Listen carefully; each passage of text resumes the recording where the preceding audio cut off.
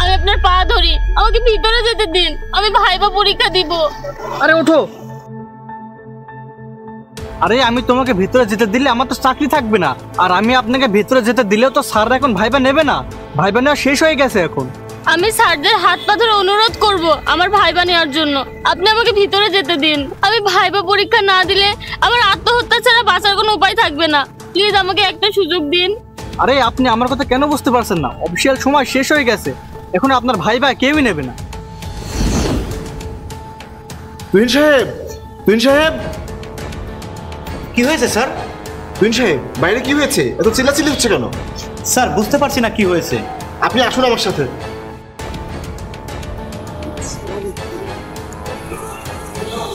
এই কি হয়েছে এখানে? কে এই মেয়ে?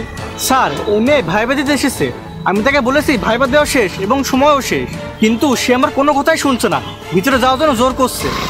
আপনি তার কথা শুনছেন না কেন? এখন তো আর ভাইবা নেওয়ার সময় নেই, আপনি তো দেরি করে এসেছেন।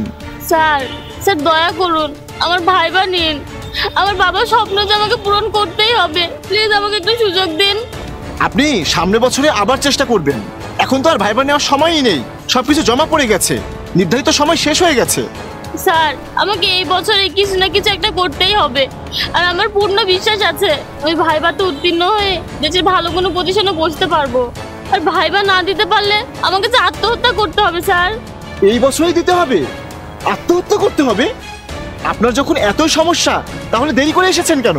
স্যার আজ আমার বাবা মারা গেছে, বাবার লাশ বাড়িতে রেখে আমি ভাইবা দিতে এসেছি।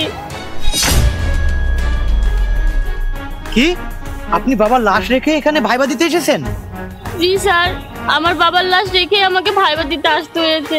আমার বাবার যে আমাকে নিয়ে অনেক স্বপ্ন ছিল, আমাকে সরকারি অফিসার বানাবেন, তিনি আমার জন্য অনেক পরিশ্রম করতেন, তার অসুখ হয়েছিল কিন্তু আমার পড়াশোনার খরচ চালানোর জন্য তিনি ওষুধও খেতেন না, আমাকে বলতেন তুই যেদিন বড় অফিসার হবি সেদিন আমার সব রোগ সেরে যাবে। আমি রিটেন পরীক্ষায় উত্তীর্ণ হয়, আমার বাবা অনেক খুশি হয়েছিলেন, আর রাতেও আমাকে বলেছিলেন মারে তুই যদি ভাইবা পরীক্ষায় উত্তীর্ণ হয়ে বড় অফিসার হলে আমার ছুটি, আমি পায়ের উপর পা তুলে শুধু খাবো। কিন্তু তার আগেই আমার বাবা যে চিরতরে ছুটি নিয়ে চলে গেছে স্যার, তার স্বপ্ন যে আমাকে পূরণ করতেই হবে।